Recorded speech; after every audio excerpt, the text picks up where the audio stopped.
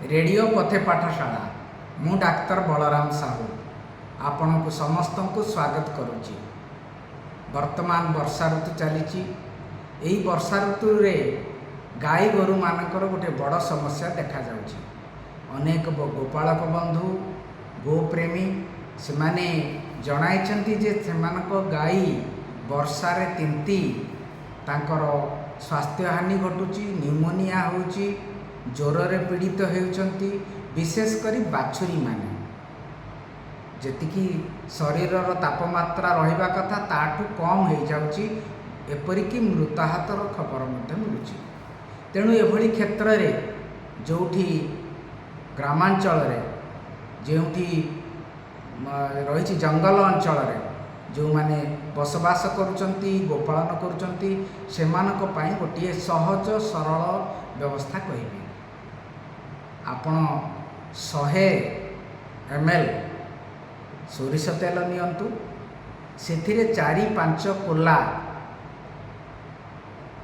रसुण ताको छेची पकांतु एवं टिके फुटेई दियंतु, गरम करे दियंतु। फुटी सारला पर टिके ठंडा करंतु। सेइथिरु गोटे बाछुरी पाई 3-4 ml सोरिष तेल अध मुठा अटारे गोलेइकिरी ताकू अटा गोला करंतु। से अटा गोला को खाइबा को दियंतु। दिन को 2 थर दियंतु, सकाळे थरे पुणी संध्यारे थरे। थरकू 3 ml एही सोरिष तेल दियंतु। बड़ टिके हेइतिले 5 ml दियंतु। गाई गोरुंक पाई, बलद पाई, षंढ पाई 10-15 ml सोरिष तेल देई परिबे। मनरे कथा उठुची ए सोरिष तेल एथिरे अछि कोन? सोरिष तेल रे सिनेग्रीन बोली गोटे पदार्थ रही। सोरिष तेल, मस्टार्ड ऑयल, सिनेग्रीन पदार्थ जहाँ शरीर रक्त संचालन को वृद्धि कराए। आउ जो तापमात्रा खसी आसुची, तल स्तर को आसुची, ताहाकू बढ़ाइबार साहाय्य करे। मु तो अनेक थर करिछि, आपण माने भी करंतु ना, देखिबे किभली सुफल मिलुची।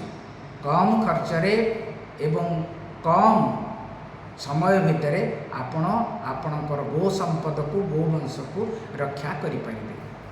आशा करुछि आपण निजे करिबे, अन्य मानकु जणैबे। जळई प्रदीप जथा जळाई आरेक, अन्य लोक को जणै यार भागीदार करंतु। ए ज्ञान कौशल को बांटंतु। आज पई एतिकी रखुछि। नमस्कार।